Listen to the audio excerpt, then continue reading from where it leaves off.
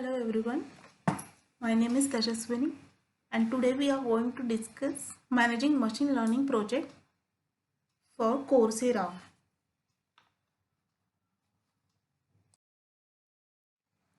Agenda for this topic is review criteria, project topic, opportunity evaluation, then we'll go for CRISP DM understanding, validation plan, ML system design, potential risk in production and references.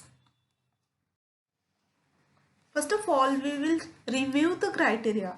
In Coursera, it is a peer-graded assignment and they are providing criteria to review the grade. The criteria consist of various phases. First one is related to opportunity evaluation. In opportunity evaluation, they have to clearly explain what the problem is, why this opportunity is attractive use case for the ML based solution using 3 criteria covered in model 1. Then CRISP DM and business understanding. Did you properly document the problem? Clear define what success looks like in terms of outcome and output metrics and identify the relevant factors. Next we'll go for the validation plan. In validation plan, we have to validate our solution concept based on the potential uses. Then next criteria is ML system design. The ML system design is system level architecture decision made by us. And the last one is potential risk in production.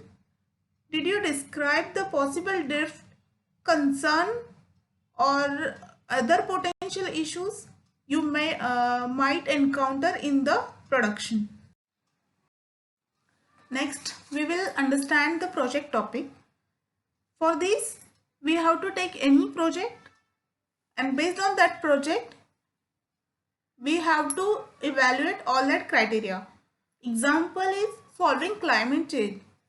It is the important problem, but way too broad the single point solution and an alternative problem statement that is more tactical might be something like motivating individual customer to make environmentally decision related to energy consumption and their home heating and cooling. So in this case, my problem is, in our case, we are having problem of faithful image completion with the help of machine learning algorithm. Various historical images are getting blurred or damaged. Also old images and important documents gets damaged as time goes. With the help of this algorithm, we have to complete that images. So in opportunity evaluation, we first ask 3 questions. First one is it a problem? Yes, it is a big problem. The second question is, can ML solve this problem? Yes, because we want to complete the images with the help of various similar images available with us. And we know ML is designed to learn from the data set and it is the best solution for this problem. And third question is, does someone cares about it? Yes, definitely. It is a big picture problem with the person having images and documents get damaged as times go, and we can help them solving the problem. Next is CRIPS DM understanding. In this, we have to define the problem, define the success matrix, and identify the factor. First of all, we'll go with the define the problem. In defining of the problem, first we discuss about the target users. So in this problem, we are having target user, those who want to refresh their old memories and videos, also the historical data recover, that is the problem. Then we'll go for the problem statement. My problem statement is various historical images are getting blurred or damaged. Also old images and important documents gets damaged as time goes. With the help of this, we can complete the images. So we'll discuss how it is solved till date. So it is not yet solved fully 100% because only the ML algorithm can solve it by 100% because they are trained with the help of data. As we give them more data, the problem will be, the solution will be more accurate. Then we'll go for the define success. For defining success, we are having different parameters. First parameter is quantifying business impact. We can take large data set for the more accuracy as discussed now. Second is identifying the constraint. Based on the validation and test data set, we can identify the constraint. Third one is the translate impact into matrix. So there are two types of matrix. One is outcome matrix and one is output matrix. In this case, outcome matrix should be the visually correct output and the output matrix will be the percentage of accuracy. So defining the success target for metric which is having accuracy of 98%. Then we'll go for the identify factors. So for identifying factors, we can gather domain expertise. So for identifying factor, we have to gather expertise people along with the customer.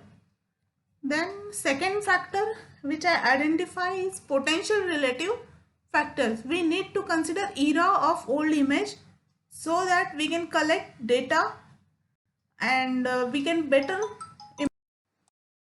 Next we'll go for our validation plan.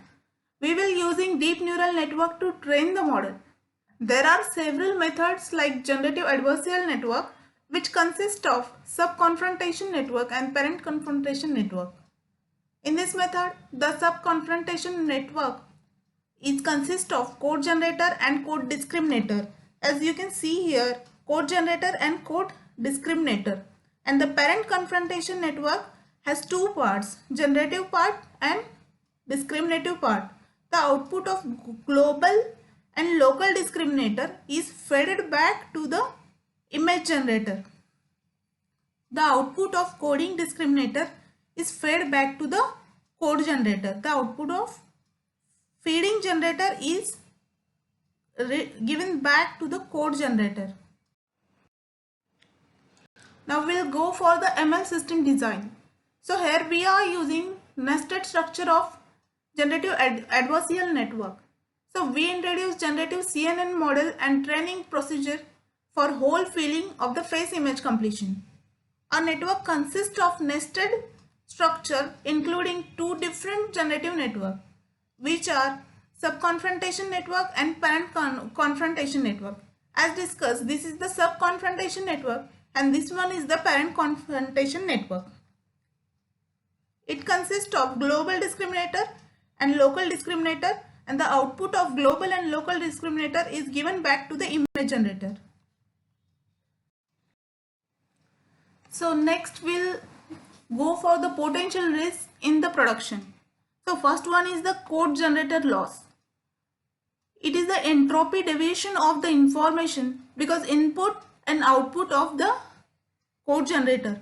Even though it forces the network to process blurred output, it guides us that network to roughly predict the robust information and the location of the corrupted area.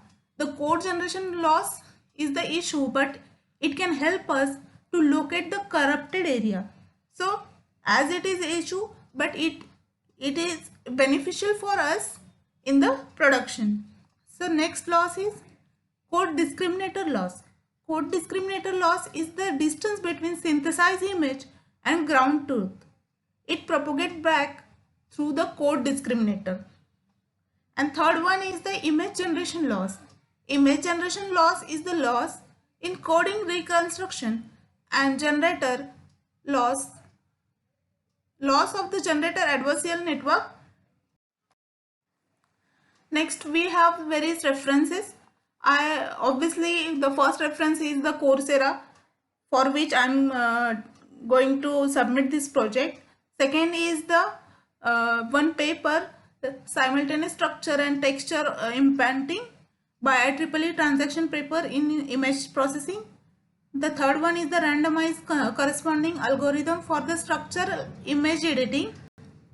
And third one is the fully convolutional network semantic segmentation, which is one of the IEEE paper in the pattern recognition. Thank you.